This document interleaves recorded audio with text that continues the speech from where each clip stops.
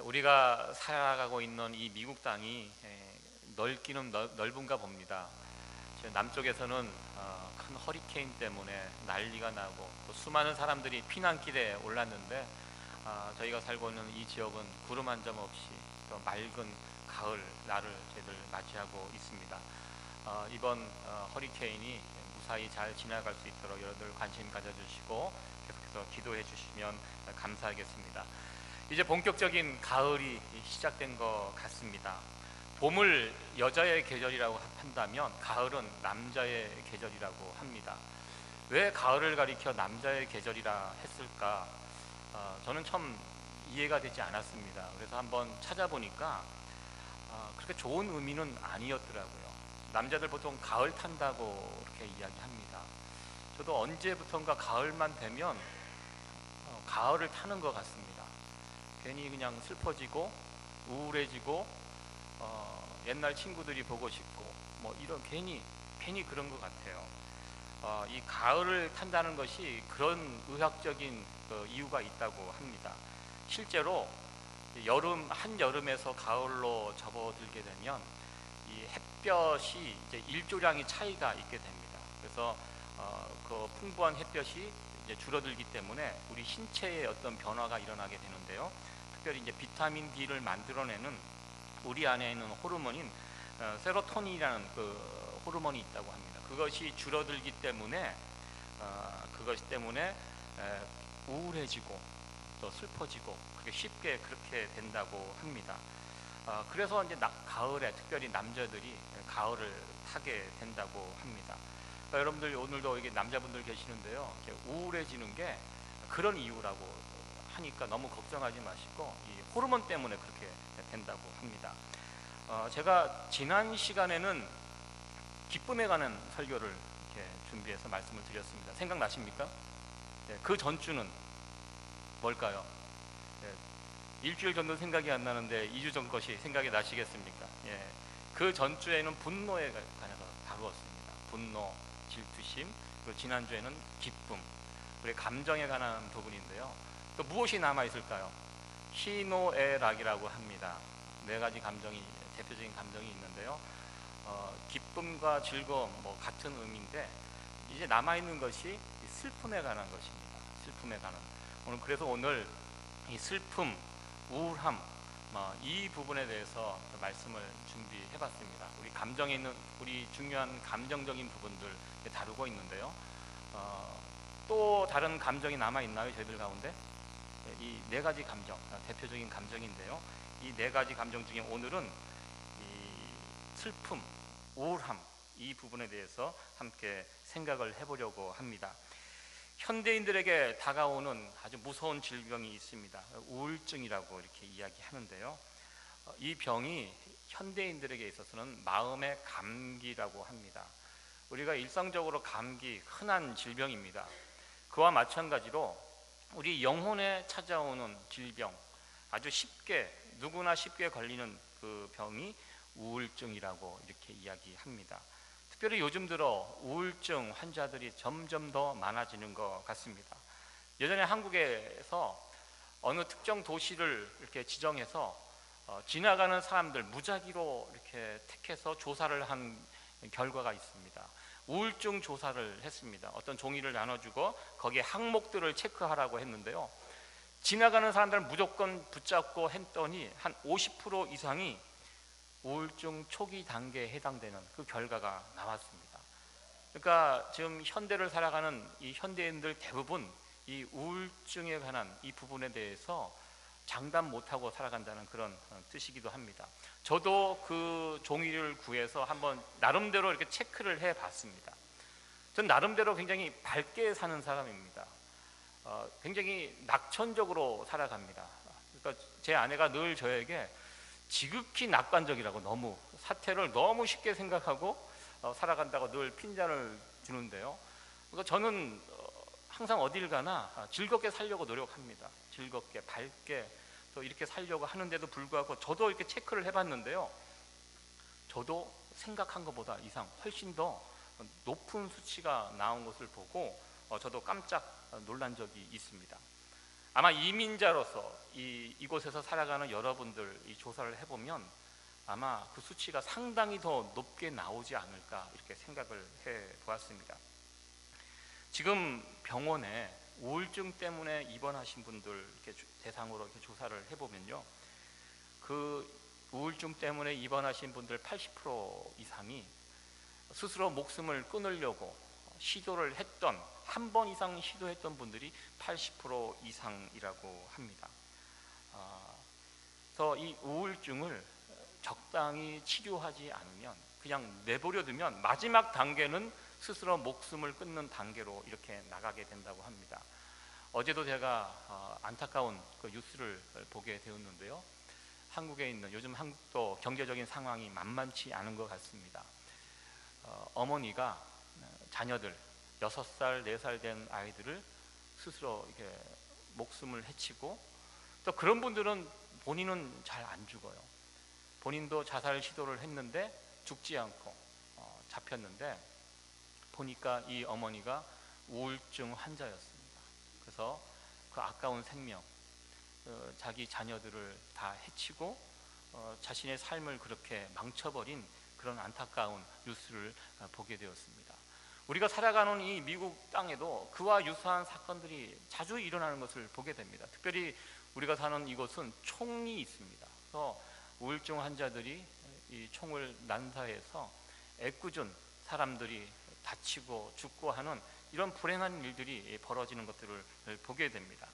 우리가 이 우울증의 문제, 이 슬픔의 문제를 잘 다루지 못한다면 이렇게 생각지도 못한 엄청난 사건들이 이어져 가는 것들을 우리는 보게 됩니다.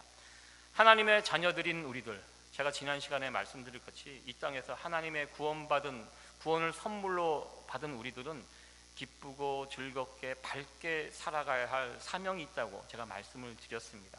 그러나 그럼에도 불구하고 우리가 이 땅에서 밝게 기쁘게 살아가야 함에도 불구하고 우리들도 이 세상 사람들과 마찬가지로 여전히 이 땅의 여러 가지 문제들 때문에 우리의 마음이 힘들어질 때가 있다는 것입니다. 세상 사람들이 그런 문제들을 만나면, 힘들고 어려운 문제를 만나면 우울해지고 슬퍼지고 그렇게 되는데요, 그러나 우리는 세상 사람들과는 좀 그런 문제를 다르게 대처해야 된다는 그런 생각을 해보았습니다. 사실 우리들의 신체가 그런 부분에 참 약합니다. 우리 여성분들도 그런 경험을 해보셔서 아시겠지만, 이제 나이를 이게 먹다 보면 갱년기를 경험하게 됩니다.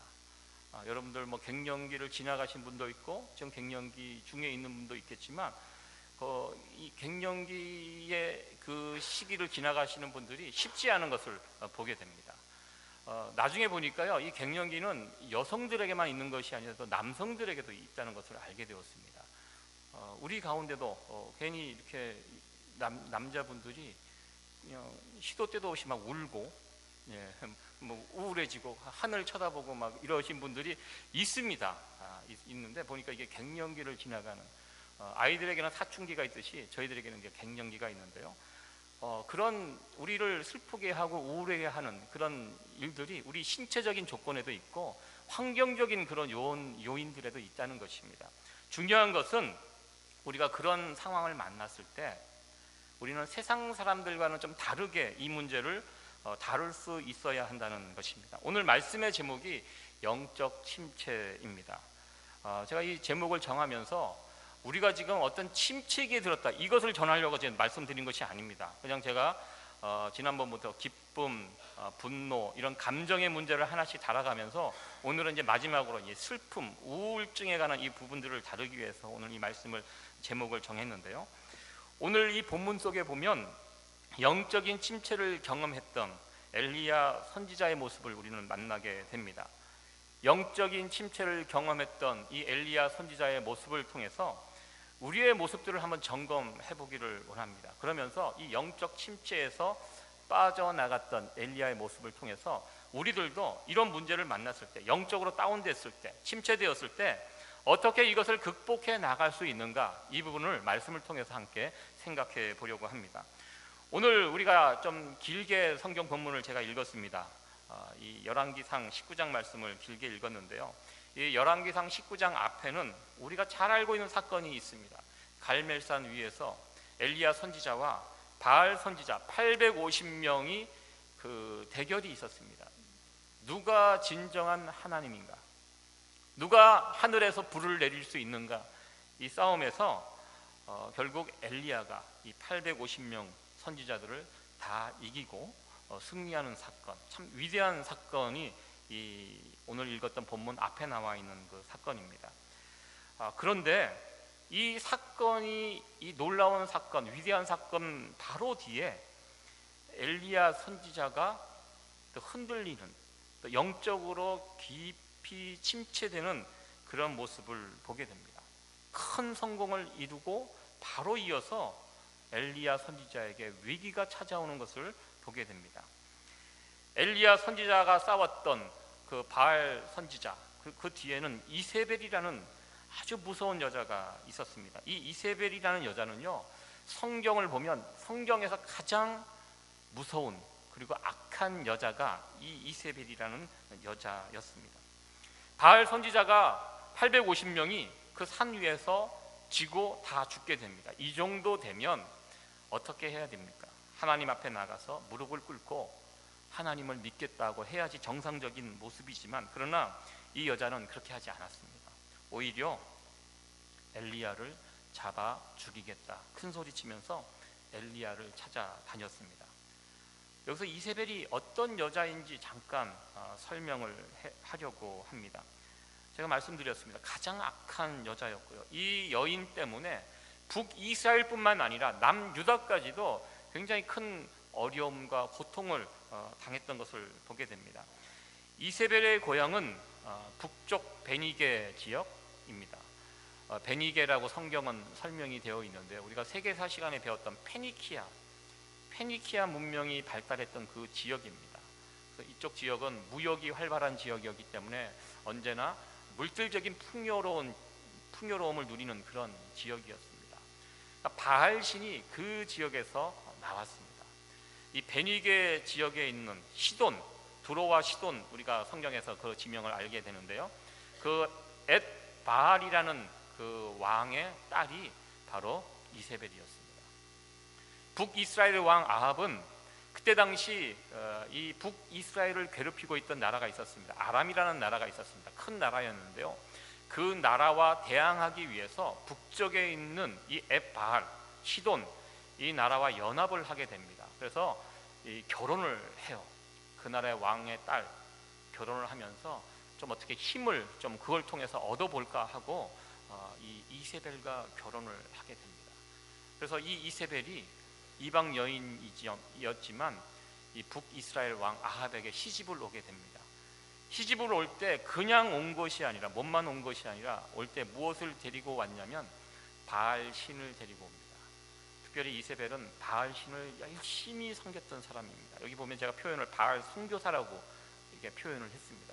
이 정도로 왕궁에다가 바알 선교 학교를 만들어서 그곳에서 바알 선지자들을 양성했던 그런 사람이었습니다. 그래서 이세벨이 북이스라엘에 시집 온 이후로 북이스라엘은 바알 신이 아주 크게 융성했던 그런 시기가 되었습니다. 여기에서 끝난 것이 아니라 이 아합과 이세벨의 딸이 아달랴라는 그 딸이 있었습니다. 이 딸을 남쪽 유다 왕에게 시집을 보내게 됩니다. 시집을 보냈는데요, 이 아달랴가 또 어떤 역할을 했냐면, 나중에 여호사밧이라는 이스라엘 유다 왕이 전쟁터에 나가서 죽임을 당하게 됩니다. 그럴 때 이 아달랴가 일어나서 왕궁에서 쿠데타를 일으키게 됩니다. 그래서 그 왕자들을 다 죽여버립니다. 할머니가 손자들을 다 죽인 겁니다. 굉장히 무서운 일을 저질렀습니다. 이 결과가 어떤 결과를 일으키냐면, 이 남유다의 왕족들은 다윗의 씨입니다. 그러니까 다윗의 씨들을 다 죽여버린 겁니다. 그러나 그 가운데 다 죽였는지 알았는데 한 사람만 살아남습니다. 요아스라는 그 어린아이, 갓난아기가 살아서 이 아이가 성전에서 숨어서 대제사장이 기르게 됩니다. 그리고 6년, 7년 후에 7살 때 그 왕이 되고 이 아달랴를 정리를 하게 됩니다. 하마터라면 이 아달랴 때문에 남쪽에 있는 다윗의 씨까지도 진멸될 뻔한 큰 위기가 있었습니다. 이 모든 출발이 이세벨이라는 이 악한 여자로 출발이 되었습니다. 이토록 이세벨은 이스라엘 역사에 있어서 정말로 큰 악을 범하였고 큰 피해를 끼쳤던 그런 극악무도한 여인이었습니다. 이 이세벨의 이 모습을 보면서 우리는 한 가지 교훈을 또 얻게 됩니다. 집안에 며느리가 잘 들어와야 된다는 그런 이야기입니다. 집안 전체가 일순간에 망해질 수 있다는 것입니다. 예전에 우리 조상님들은요, 특별히 명문가 집안들은 며느리를 집에 들일 때 굉장히 많은 것들을 살펴보았습니다.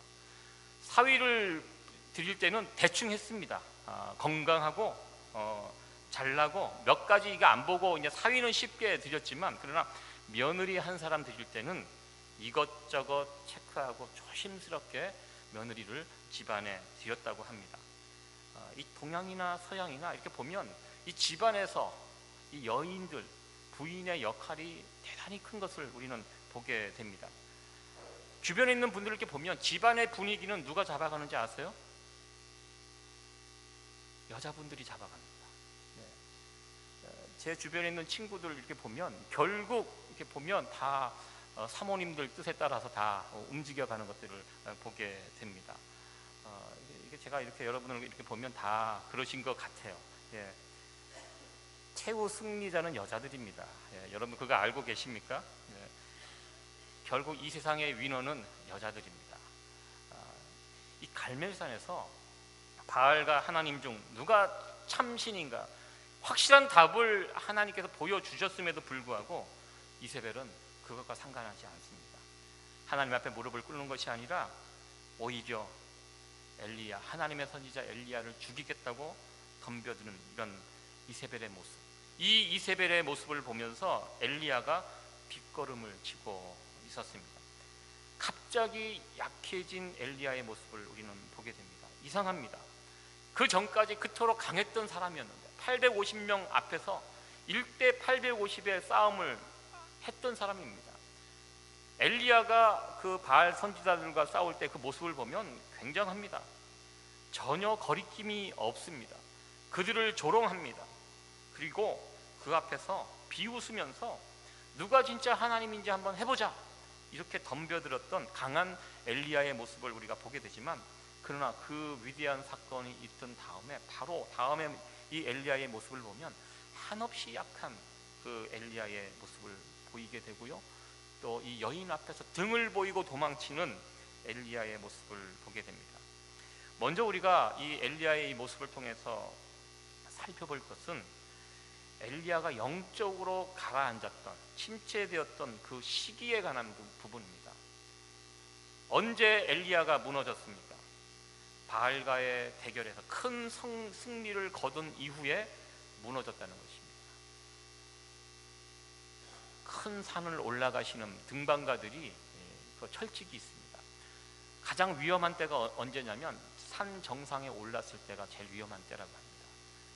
거기서부터 정상에 올라가면서부터 내려갈 때, 이때가 제일 위험하다고 합니다. 모든 사고가 그 지점에서 많이 일어난다고 합니다. 우리가 영적으로 가장 위험한 때가 언젠가?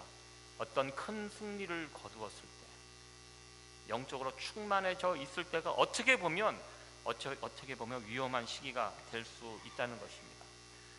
어제 승리했습니다. 어제 큰 승리를 했는데요, 어제 이루었던 큰 승리가 오늘 그 승리가 이어지지 않는 모습을 우리는 보게 됩니다. 어제의 승리는 어제의 승리고요, 오늘은 또 오늘에 필요한 은혜와 성령의 충만이 있다는 것입니다. 여러분들 그런 경험 안 해보셨습니까? 내가 언젠가 어떤 집회에 참여해서 어떤 모임에서 예배에서 정말 놀라운 은혜를 체험했지만, 그러나 다음날 일어나 보니까 내 받은 은혜가 온데간데 없어진 거예요. 그냥 싱숭생숭해지고, 누가 와서 한번 뚝 찌르면 그냥 받은 은혜가 다 날아가 버리고, 그 전 상황으로 쉽게 돌아가는 이런 경험들을 아마 많이 해보셨을 것이라고 생각이 됩니다. 어제의 승리가 오늘의 승리를 보장하지 못한다는 것입니다. 영적 사이클이 있다는 것입니다. 우리의 영적 사이클은요, 올라갈 때가 있고 내려갈 때도 있다는 것입니다. 이것이 반복되는 것이 우리의 신앙 생활입니다. 그 누구도 우리의 영적 상태가 계속 올라만 가는 그런 경우는 없다는 것입니다.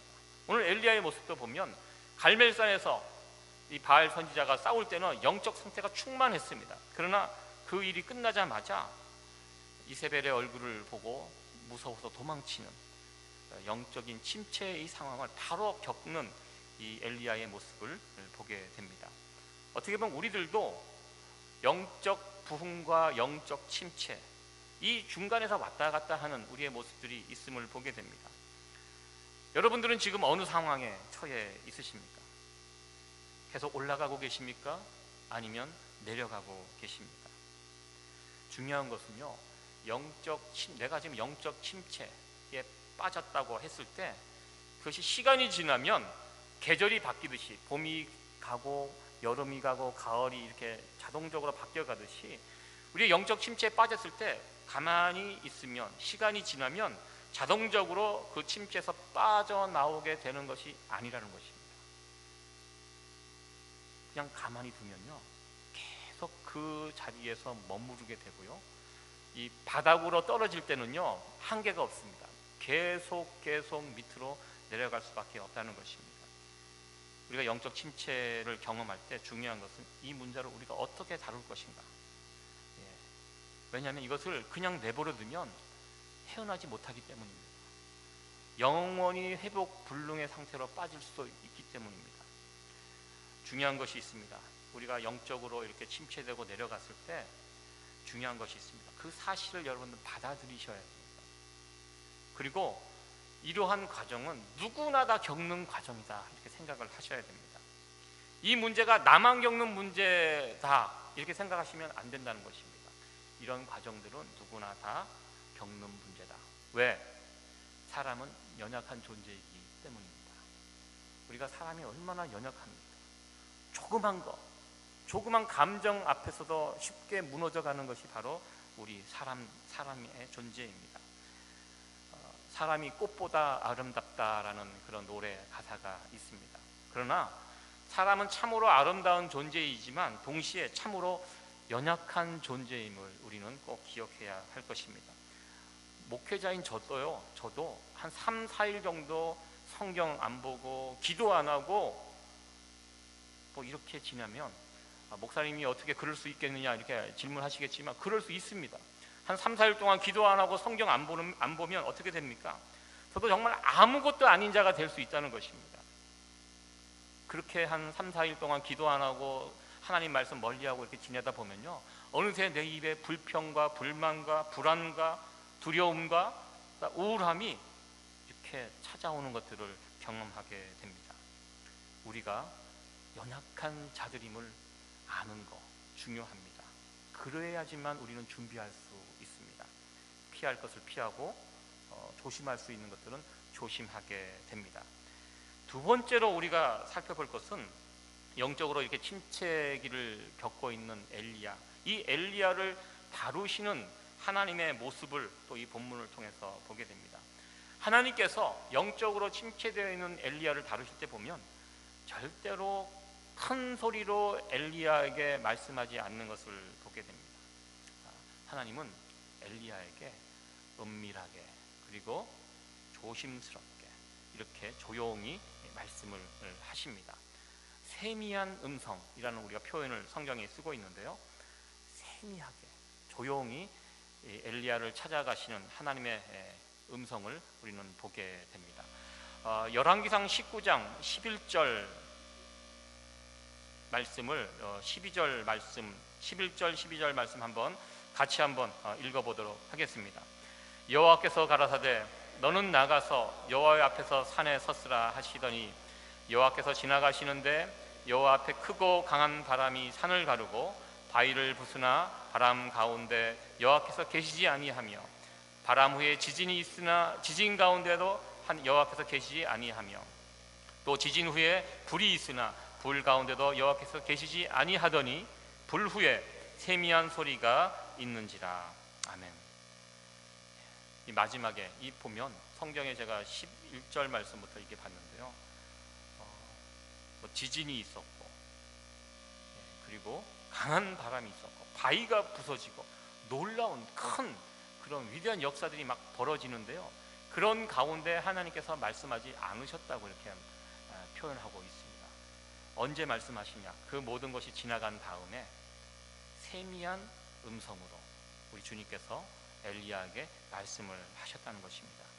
우리가 영적으로 침체되어 있을 때 회복하는 데 있어서, 다시 회복되는 데 있어서 두 번째로 해야 할 일은요, 우리가 하나님과 조용한 시간을 보낼 수 있어야 한다는 것입니다. 하나님과 1대1로 만나는 조용한 시간을 우리가 가져야 한다는 것입니다. 요즘 잘 나가는 연예인들 보면요, 막 활동하다가 어느 순간 되면 활동을 중단합니다. 한참 우리 생각에는 메뚜기도 한철이라고 잘 나갈 때 열심히 해가고 돈 벌어갖고 이렇게 해야 되는데, 이 사람들은 그렇게 하지 않아요. 잘 나갈 때 멈춥니다. 그리고 활동을 중단했다가 또 한참 있다가 다시 나옵니다. 그 중단할 때 뭐 합니까? 재충전합니다. 그래서 자신의 그 기술을 다시 한번 갈고 닦고, 또 그런 안 보이는 순간에 또 얼굴도 뜯어 고치고, 뭐 이런저런 거 하고 몸과 마음을 새롭게 해서 다시 대중 앞에 나타납니다. 그러면 이전보다 더 인기가 많아지고, 또 그렇게 하면서 더 롱런하는 그런 연예인들의 모습을 보게 됩니다. 우리가 많은 일들 때문에 분주하게 살아가고 있지만, 우리는 반드시 하나님과 1대1로 조용히 만나는 시간이 필요하다는 것입니다. 하나님은 오늘 본문의 말씀처럼 큰 일을 통해서, 큰 이적과 기사를 통해서 우리에게 말씀하지 않으셨습니다. 강한 바람, 바위를 부수고, 지진이 나고 불이 나고, 마치 갈멜산 위에서 이 바알 신을 때려 부셨던 그 하나님의 모습을 연상할 수 있습니다. 이 모든 것들이 하나님이 행하신 이적들이었습니다. 그러나 그런 눈에 보이는 큰 이적을 통해서 하나님께서는 말씀하지 않으셨다는 것입니다. 앞서 큰 이적들을 엘리야 선지자가 경험했습니다. 그러나 그것이 아무것도 아닐 수 있다는 것입니다. 그런 큰 이적과 기사를 통해서 우리의 믿음이, 우리의 신앙이 굳건히 세워지는 것이 아니라는 것입니다. 하나님은 우리에게 세미한 음성으로 말씀하십니다. 그 세미한 하나님의 음성을 듣기 위해서 우리가 해야 할 일이 있습니다. 무엇입니까? 가장 중요한 것, 하나님의 세미한 음성을 듣기 위해서는 우리 마음이 분주하면 안 된다는 것입니다. 내 마음이 정리가 되어 있으면 그때 하나님의 세미한 음성을 들을 수 있다는 것입니다. 하나님의 세미한 음성을 듣기 위해서 우리도 조용해져야 됩니다. 우리의 마음이 조용해져야 합니다. 지금 하나님께서 우리에게 세미한 음성을 들려주시는데요, 내 마음이 지금 시끄럽고 복잡하면, 너무 바쁘게 정신없이 돌아다니다 보면 하나님의 말씀을 들을 수 없다는 것입니다. 세미하게 말씀하시는 그 하나님을 내가 복잡하기 때문에, 시끄럽기 때문에 듣지 못한다는 것입니다. 저는 텔레비전 보면서, 친구들과 수다 떨면서, 밥 먹으면서 하나님의 음성을 들었다는 사람 한 번도 본 적이 없습니다. 제가 예전에 우리 아이들이 어렸을 때, 아주 이제 뭐 3살, 2살, 그 정도 아주 어렸을 때 친하게 지내는 가정이 있었습니다. 한 3가정이 보통 이렇게 만나서 같이 교제하고 즐겁게 지내는데요. 그때는 뭐 지금도 마찬가지지만 살아가는 환경이 참 열악했습니다. 그냥 누구 집 아파트에 이렇게 방문해서 한 공간에서 같이 이렇게 지냈어요. 애들이 어리기 때문에, 아이들도 봐야 되기 때문에 거실, 아파트 거실에 앉아갖고 같이 막 이야기하고 즐겁게 막 교제하고 그랬었는데요. 그러니까 3가정에서 모이니까 아이들만 계산을 해봐도 7명, 그리고 어른 6명, 13명이 조그만 공간에 같이 모여서 교제를 하고 있었습니다. 그러니까 어른들이 이야기를 하려고 해도 아이들이 시끄럽게 떠드니까 서로 목소리가 점점 커집니다. 아이들은 아이들대로 목소리가 커지고, 어른은 어른대로 목소리가 막 커지고, 막 정신이 없이 뭐 그런 가운데 막 교제하고 즐겁게 시간을 보내고 있었는데, 한참 시간이 지났는데 밖에서 이게 문 두드리는 소리가 이렇게 들렸습니다. 그래서 막 우리가 막 시끄럽게 떠들다가 멈췄습니다. 조용히 해봐라. 밖에서 누가 문을 두드리는 것 같다. 그러니까 진짜 밖에서 문을 두드리고 있더라고요. 그래서 가보니까 누가 왔냐면 경찰이 문 밖에 서 있었습니다. 보통 미국 경찰들 총을 차고 있잖아요. 총을 찬 경찰이 쫙 나타나니까 아이들은 바로 얼어갖고 그냥 놀래갖고 이렇게 있고, 우리들도 놀래고, 이게 어떻게 된 상황이냐고 물어보니까 이 아래층에 있는 할머니가 신고를 했대요. 그 할머니가 자주 신고하거든요. 백인 할머니인데 아주 예민합니다. 그래서 아이들이 그 집에 사는 그 목사님 자녀들도 막 뒤꿈치를 들고 다닐 정도로, 뭐 조금만 하면 이 막대기로 막 치니까 이 할머니가 경찰에가 신고를 한 거예요. 시끄럽다고. 그리고 경찰들도 그렇대요. 누가 신고를 하면 그냥 신고한 대로 가갖고 바로 그냥 이렇게 하지 않는데요. 밖에서 확인을 한대요. 정말 그러한가? 정말 그러한가? 할머니 신고대로 정말 이 힘든가 상황이. 그래서 경찰이 이 상황을 이게 파악을 하고 밖에서 이제 문을 두들겼는데 20분 동안 두들겼대요. 시끄러우니까 안 들리는 거예요. 그러니까 그 얘기를 듣고 저희들도 너무너무 미안하고 그래갖고 뭐 어떻게 하겠습니까? 그 상황에서. 그래서 한 중요한 교훈을 또 얻게 되었습니다. 우리가 시끄러우면, 이 안이 시끄러우면 밖의 소리를 들을 수 없다는 것입니다. 시끄러운 곳에서는 하나님의 음성 들을 수 없습니다. 하나님의 음성을 듣기 위해서 제일 중요한 것, 먼저 우리가 조용해져야 된다는 것입니다.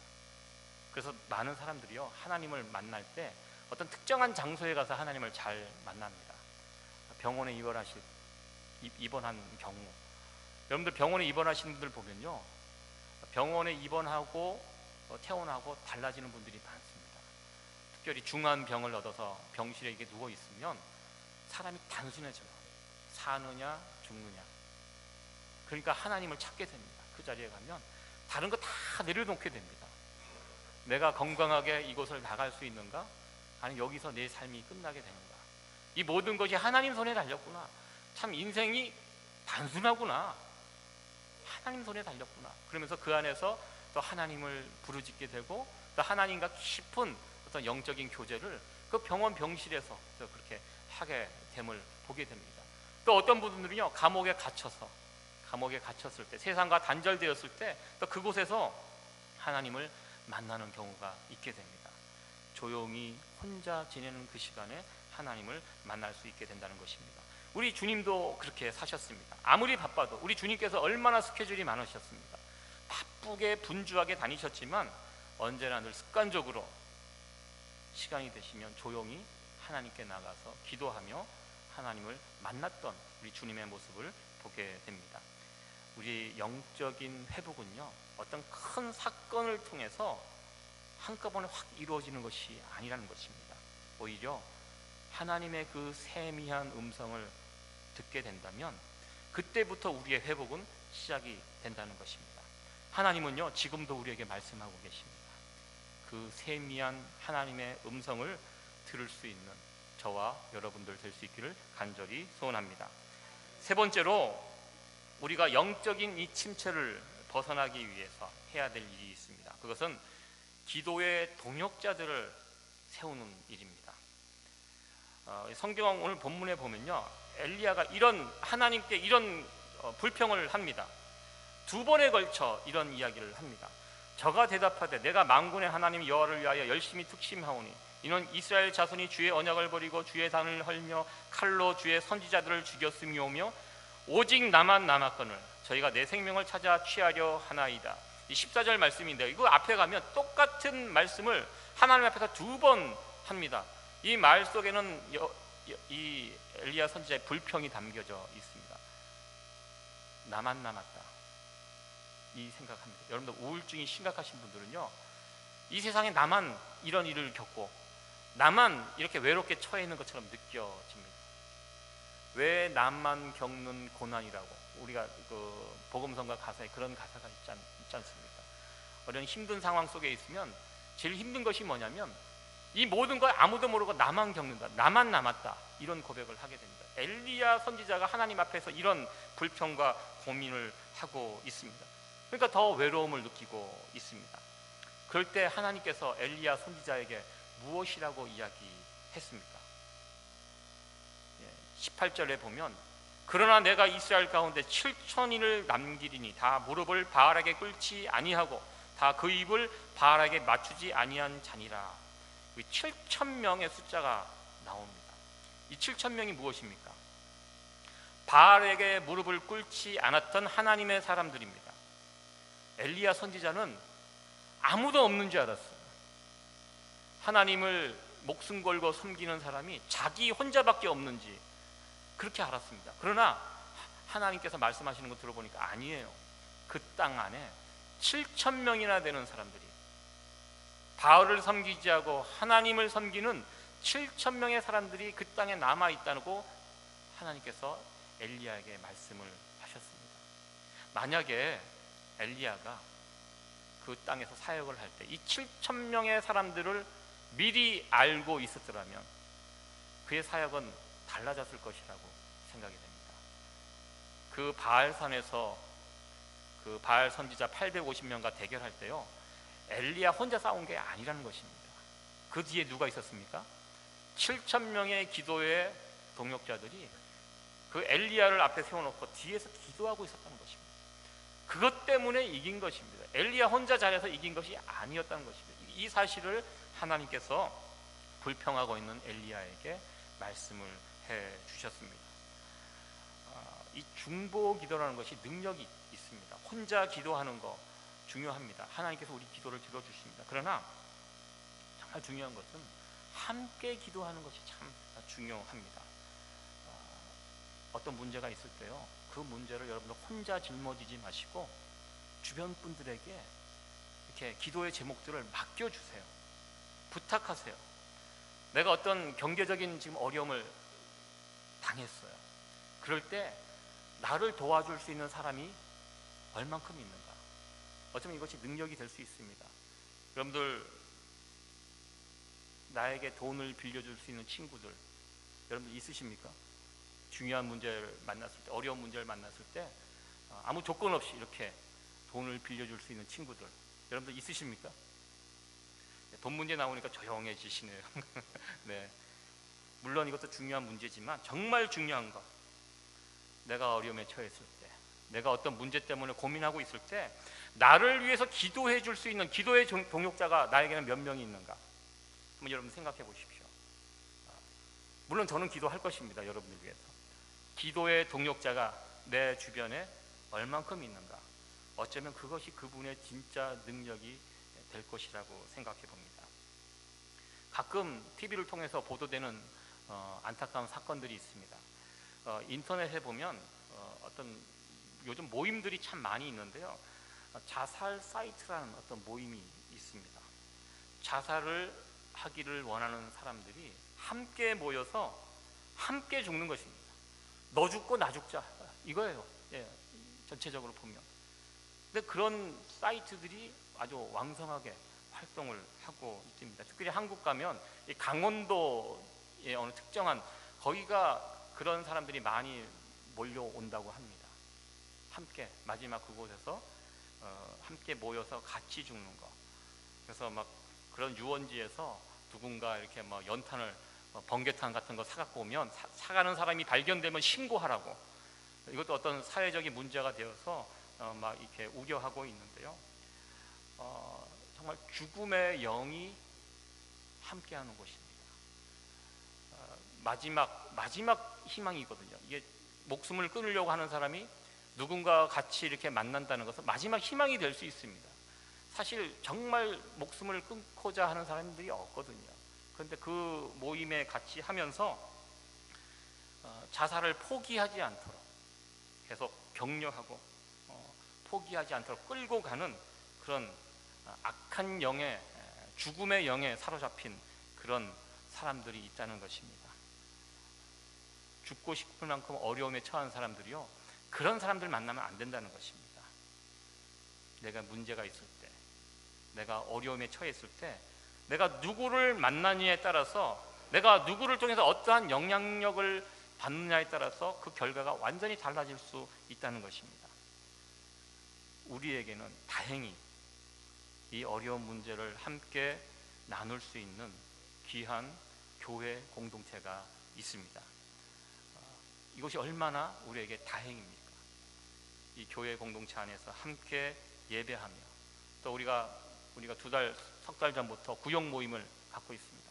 구역 모임을 통해서 또 우리 지난주부터 성경 공부 모임을 우리가 시작을 하고 있는데요, 이런 모임들, 이런 예배가 어떤 역할을 하게 됩니까?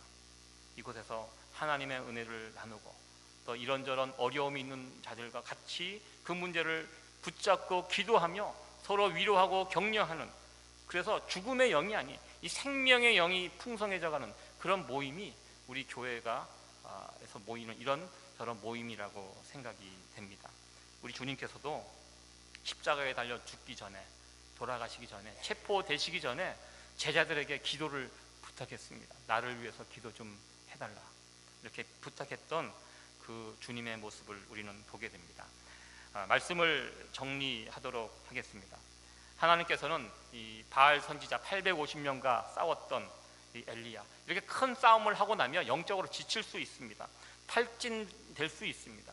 그런 엘리야를 우리 하나님께서 찾아가시고 그를 광야로 이끌어 가시고, 또 로뎀나무 밑에서 지쳐있는 그 엘리야에게 구운 떡과 또 그리고 물을 준비해서 먹여 주셨습니다. 지금도 살아계신 하나님께서는 치열하게 이 땅에서 살아가는 우리들, 그래서 그것 때문에 지치고 힘들고 우울해져가 있는 우리들을, 이 주의 백성들을 우리 하나님께서는 지금도 구운 떡과 물을 준비해서 우리에게 먹여 주십니다. 이 물을, 이 떡을 성경학자들은 하나님의 말씀과 성령으로 이렇게 비유를 하고 있습니다. 우리가 이 땅에서 살아가다 보면 정말 엘리야와 같은 그런 심정, 그런 상황에 처할 수 있다는 것입니다. 분주하게 열심히 산 것 같지만 남는 것도 없고, 손에 잡히는 것도 없고, 내가 생각했던 어떤 결과도 얻지 못하고, 그런 것 때문에 힘들어지고 낙심하게 되고 우울하게 되고, 여러분들 그런 일 때문에 우리는 세상 사람들처럼 그렇게 너무 우울하거나 낙심하지 말아야 된다는 것입니다. 잘 대처하셔야 된다는 것입니다. 영적으로 올라가기도 하고 내려가는 것, 우리가 이 땅에 연약한 육신의 몸을 입고 살아가는 우리들은 이 땅에서 살아갈 때 그 일들을 계속 반복하면서 살아가게 됩니다. 우리가 참으로 연약한 존재들이라는 것을 여러분 잊지 마시고, 그래서 우리는 하나님이 필요한 존재들임을 꼭 기억하시고, 그럴 때마다 조용히 하나님 앞에 나갈 수 있는 그런 저와 여러분들이 될 수 있기를 간절히 소원합니다. 그리고 하나님은 우리에게 귀한 기도의 동력자들을 우리 주변에 이렇게 세워 주셨습니다. 여러분들 절대 혼자 해결하려고 하지 마시기 바랍니다. 여러분들 아프신 분들 그런 이야기 하잖아요. 병은 알린다고. 근데 병은 알리는 것이라고 이야기했습니다. 혹시 아무에게나 다 이렇게 알리지 마시고, 정말 내 기도의 동력자, 내가 믿을 만한 내 이 동력자들을 이 구역에서, 또 우리 교회 모임에서, 어떤 성경공부 모임에서 함께 나의 문제를 나누고 또 함께 기도하는 가운데, 우리 가운데 이 죽음의 영이 머무는 것이 아니라 성령의 영, 생명의 영이 풍성하게 임할 수 있도록, 그렇게 우리의 모임, 우리 마음 가운데, 우리 모임 가운데 그런 모습들이 나타나기를 간절히 기대해 봅니다. 이렇게 함께 이 믿음의 길을 함께 걸어가면서 이렇게 구역에서 또 성경 공부 모임을 통해서 함께 귀한 은혜를 나누면서 우리의 이런 슬픈 감정들, 우울한 생각들을 떨쳐버리고 또 하나님의 백성으로서 더욱더 신나고 행복하게 밝게 살아갈 수 있는 저와 여러분들 될 수 있기를 간절히 소원합니다. 기도하시겠습니다.